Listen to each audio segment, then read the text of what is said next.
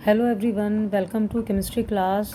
And आज जो हम करेंगे लेक्चर वो है fourth lecture of third unit. Again same unit है हमारी, classification of elements and periodicity in properties. ठीक है, तो सबसे पहले हम कुछ टर्म्स डिस्कस करेंगे। उसमें पीरियोडिसिटी क्या होता है ऑलरेडी आपको पता है, but what is the cause of periodicity, क्या रीज़न है, क्या कारण है पीरियोडिसिटी ऑफ एलिमेंट्स का। तो cause of periodicity of the properties of elements is the repetition of similar electronic configuration of their atoms in the outermost energy shell or valence shell after certain regular intervals। मतलब जो भी elements हैं वो जिस भी group में present हैं उनका जो रिपीटिशन होगा उनकी प्रॉपर्टीज़ का वो होगा उनके according to electronic configuration. Like अगर हम इलेक्ट्रॉनिक कॉन्फ़िगरेशन बात करते हैं अल्कली मेटल्स की, तो अब आपको इतना आइडिया है कि जो लिथियम वाला ग्रुप है वो फर्स्ट ग्रुप है। लाइक जितने भी अल्कली मेटल्स हैं ये lithium, sodium, potassium, rubidium, caesium, francium, इनमें जो कॉन्फ़िगरेशन अगर इसका आप देखेंगे तो सभी में एक स्पेशल थिंग है कि हर एक एलिमेंट, वो लिथियम हो या वो फ्रांशियम हो, सभी का जो लास्ट इलेक्ट्रॉन है, वैलेंस इलेक्ट्रॉन है, वो एस सबशेल में है, यानी कि S1 बस चेंजिंग यहाँ पे क्या हो रही है, शेल्स की या पीरियड की। This lithium present in second period, sodium is in third period, potassium is in fourth period, rubidium is in fifth period, caesium is in sixth period and francium is in seventh period. But सबके outer most electron 1 है।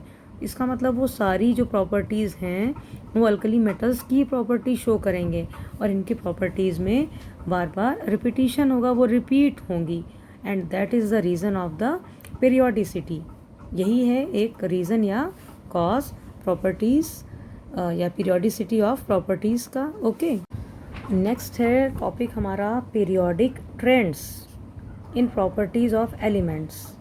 मतलब आपने like 10th class में भी कुछ trends पढ़े थे, like atomic radius है, मेटालिक कैरेक्टर है, एस्टिक एंड बेसिक प्रॉपर्टीज़ होती हैं। तो जैसे ट्रेंड्स आपने 10th में पढ़े थे वैसे ही कुछ ट्रेंड्स इसमें भी हैं। ठीक है, तो ट्रेंड्स में अगर हम सबसे पहले बात करते हैं, स्टार्टिंग जो होती है वो होती है फ्रॉम एटॉमिक रेडियस। अभी एटॉमिक रेडियस नाम से क्लियर है, किसी भी एटम की रेडियस कितनी रेडियस होगी या कितना एटॉमिक साइज होगा किसी भी एटम का। ठीक है, तो एटॉमिक रेडियस या atomic size means the distance from the centre of the nucleus to the outer most shell of electrons. मतलब जो भी एटम है, ठीक है, कोई भी एटम है, like this is the atom, तो इसमें जो सेंटर से आउटर मोस्ट शेल तक की जो डिस्टेंस होगी that is atomic radius. Means इस एटम की जो एटॉमिक रेडियस होगी या साइज होगा वो इस सेंटर से लेके यहाँ तक होगा, ये एटॉमिक रेडियस होता है। ठीक है, now depending on the type of the bonding between the atoms, जो एटॉमिक रेडियस का है उसे हम कोवेलेंट रेडियस या मेटालिक रेडियस भी बोलते हैं। मतलब कैसी मॉलिक्यूल के बीच में बॉन्डिंग है। ठीक है, अगर कोई कोवेलेंट मॉलिक्यूल है तो उनके बीच में जो बॉन्डिंग होगी या जो उनकी एटम की जो रेडियस होगी उसको हम कोवेलेंट रेडियस कह देते हैं। और डेफिनेशन की बात करें तो it is 1/2 of the distance between the nuclei of 2 covalently bonded atoms of the same element in a molecule. मतलब कोई मॉलिक्यूल है और उसमें सेम ही एलिमेंट होंगे, लाइक हाइड्रोजन है H2 एक मॉलिक्यूल है, हाइड्रोजन गैस एक मॉलिक्यूल है, उसमें जो एलिमेंट्स हैं वो दोनों सेम हैं, H एंड H दोनों सेम एलिमेंट हैं। तो लाइक यही एग्जांपल हम यहाँ देख सकते हैं। मान लिया ये हमारा हाइड्रोजन का ही एग्जांपल है, एक ये H है, एक ये दूसरा H है, तो इनकी जो कोवेलेंट रेडियस होगी उसे हम कैसे फाइंड आउट कर सकते हैं, वो इंटर न्यूक्लियर डिस्टेंस ही तो होती है 2 बॉन्डेड एटम्स की। फॉर एग्जांपल हाइड्रोजन मॉलिक्यूल है, ठीक है, हाइड्रोजन मॉलिक्यूल मीन्स ये भी H एटम है और ये भी H एटम है, ये दोनों कोवेलेंटली बॉन्डेड हैं। लाइक आपने 10th में पढ़ा होगा H और H ये कोवेलेंट मॉलिक्यूल है और इसमें जो बॉन्डिंग है वो कोवेलेंट बॉन्डिंग है। तो इसकी कोवेलेंट रेडियस कैसे फाइंड आउट करेंगे? तो इन दोनों एटम्स का जो न्यूक्लियाई है यानी कि जो न्यूक्लियस है, उन दोनों न्यूक्लियस की जो डिस्टेंस है, लाइक यहाँ से लेके यहाँ तक, यहाँ से यहाँ तक सपोज इसकी डिस्टेंस है 74 पिकोमीटर, तो इसका अगर हम हाफ कर देंगे, ठीक है, दोनों जो एटम हैं उनके न्यूक्लियस के बीच की डिस्टेंस का हाफ ही होता है कोवेलेंट रेडियस, ठीक है। तो 74 का हाफ करेंगे तो इसकी जो कोवेलेंट रेडियस हो जाएगी वो है 37 पिकोमीटर। मीन्स आर कोवेलेंट यानी covalent radius is equal to inter nuclear distance between two bonded atoms divided by 2।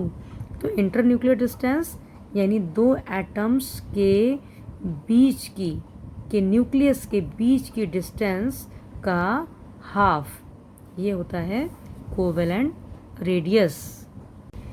Now second term है वॉन डेर वाल्स रेडियस। जैसे आपने अभी कोवेलेंट रेडियस देखी वैसे he won der Waals radius भी आपको idea होना चाहिए। तो अगर हम इसकी डेफिनीशन की बात करें तो it is 1/2 of the inter nuclear distance between the nuclei of two adjacent atoms of the substance belonging to two neighboring molecules in the solid state। अब डेफिनेशन तो बड़ी टिपिकल सी लग रही है, बट इसको हम बहुत सिंपल कर लेते हैं कि सपोज़ हमारे पास कोई दो मॉलिक्यूल हैं, ये भी हमारा क्लोरीन का मॉलिक्यूल है और ये भी क्लोरीन का मॉलिक्यूल है। Molecule means Cl2 and Cl2, क्योंकि जब हम बात करते हैं क्लोरीन की तो ऐसा तो नहीं कि सिर्फ एक ही मॉलिक्यूल एग्जिस्ट करेगा एक जगह, बहुत सारे मॉलिक्यूल्स होंगे। तो लाइक ये Cl2 मॉलिक्यूल है, इस Cl2 में दो एटम्स हैं, इस Cl2 में भी दो एटम्स हैं। अगर इसकी यहाँ से लेके हम यहाँ तक की बात करते हैं, दोनों एटम के बीच की जो न्यूक्लियस की जो डिस्टेंस है उसका अगर हम हाफ कर देते हैं तो कोवेलेंट रेडियस जो अभी आपने देख ली। ऐसे यहाँ पे अगर इसका हम हाफ कर देंगे, इस न्यूक्लियस से इस न्यूक्लियस की डिस्टेंस और उसका हाफ कर देंगे तो कोवेलेंट रेडियस आ जाएगी। लेकिन जब डिफरेंट मॉलिक्यूल्स हैं, डिफरेंट यानी ये भी क्लोरीन मॉलिक्यूल और ये भी क्लोरीन मॉलिक्यूल, इनमें जो एक एटम एक मॉलिक्यूल का और दूसरा एटम दूसरे मॉलिक्यूल का, इनके बीच की जो डिस्टेंस होगी लाइक यहाँ से लेके यहाँ तक, और उसका हाफ हम कर देंगे तो हाफ आएगा van der Waals radius. Means दोनों क्लोरीन मॉलिक्यूल्स में जो इनकी इंटर न्यूक्लियर डिस्टेंस है, डिफरेंट मॉलिक्यूल का टाइप देखो सेम है, ये भी क्लोरीन ये भी क्लोरीन, ऐसा नहीं हम बात कर रहे हैं कि यहाँ क्लोरीन है तो यहाँ हाइड्रोजन है, दोनों ही क्लोरीन हैं, बट दो डिफरेंट मॉलिक्यूल्स हैं तो ऑब्वियस सी बात है उनके डिफरेंट एटम्स भी होंगे। ये एडजेसेंट एटम, एडजेसेंट मतलब पास वाले एटम्स, उनके बीच के न्यूक्लियस की जो डिस्टेंस है वो 360 पिकोमीटर थी, ज़्यादा है। जब इसका हम हाफ कर देंगे तो आ जाएगा 180 पिकोमीटर। तो ये जो हाफ है ये है van der Waals radius. Again इसको रिपीट कर रही हूँ, दो एटम्स हैं, मॉलिक्यूल एक है, एक मॉलिक्यूल के दो एटम्स के बीच में जो इंटर न्यूक्लियर जो डिस्टेंस होती है, इन दोनों के डिस्टेंस का हाफ होगा वो कोवेलेंट रेडियस होगी, ठीक है। ये भी कोवेलेंट रेडियस है आधी, ये भी कोवेलेंट रेडियस है, बट दो डिफरेंट मॉलिक्यूल्स, उनके जो एडजेसेंट एटम्स की डिस्टेंस के न्यूक्लियस के बीच की डिस्टेंस का जो हाफ होगा वो होगा van der Waals radius. Okay, now अब बात करते हैं हम variation of atomic radius in the periodic table. मतलब पीरियोडिक टेबल में एटॉमिक रेडियाई कैसे वेरी करेगी अक्रॉस अ पीरियड या फिर अलॉन्ग अ ग्रुप। तो वेरिएशन इन पीरियड देख लेते हैं सबसे पहले। तो the atomic radii decrease with increase in atomic number, means going from left to right in a period. जो एटॉमिक रेडियस होती है वो डिक्रीज होती जाती है, और इसका बहुत सिंपल सा रीज़न है, जब भी हम लेफ़्ट टू राइट जाएंगे पीरियोडिक टेबल में अक्रॉस अ पीरियड तो न्यूक्लियर चार्ज बढ़ता है। आउटर मोस्ट इलेक्ट्रॉन का टुवर्ड्स न्यूक्लियस, जब चार्ज बढ़ेगा तो इलेक्ट्रॉन अंदर की ओर आना चाहेगा, चार्ज बढ़ने से, अट्रैक्शन बढ़ने से इलेक्ट्रॉन अंदर की ओर आना चाहेगा, तो जो साइज़ है एटम का वो डिक्रीज़ होने लगता है। ठीक है, तो शेल्स तो सेम रहती हैं left to right, but increase electron होते हैं तो न्यूक्लियर अट्रैक्शन बढ़ता है, इसलिए across a period atomic radii कम होने लगती है। एंड वेरिएशन इन ग्रुप की अगर हम बात करते हैं मीन्स अप टू डाउन। ठीक है, तो the atomic radii of element increases from top to bottom in a group. जब हम ऊपर से नीचे जाते हैं पीरियोडिक टेबल में तो एटॉमिक रेडियस बढ़ती है, और इसका रीज़न होता है नंबर ऑफ शेल्स बढ़ती हैं। लाइक फर्स्ट पीरियड में फर्स्ट शेल, सेकंड में second, 2 shell, 3 shell, 4 shell, and जैसे जैसे हम ऊपर से नीचे जाते हैं नंबर ऑफ शेल्स इंक्रीज होती हैं तो एटॉमिक साइज भी बढ़ता है। न्यूक्लियस से लेके आउटर मोस्ट शेल का जो डिस्टेंस है वो बढ़ता है, इसलिए एटॉमिक रेडियस भी अप टू डाउन इंक्रीज होती है। मीन्स ग्रुप में तो एटॉमिक रेडियाई इंक्रीज होगी, बट पीरियड में एटॉमिक रेडियाई डिक्रीज होगी। नाउ आयनिक रेडियस भी नाम से क्लियर है, आयन की रेडियस। तो the effective distance from the centre of the nucleus of the ion up to which it has an influence in the ionic bond। Means ion के nucleus के जो centre से जितनी इफेक्टिव डिस्टेंस होगी किसी भी आयन में वही होती है उसकी आयनिक रेडियस। एंड इसमें जो 2 थिंग्स इंपॉर्टेंट जनरलाइजेशंस हैं वो आपको याद रखने हैं कि the radius of positive ion that is cation is always smaller than the parent atom.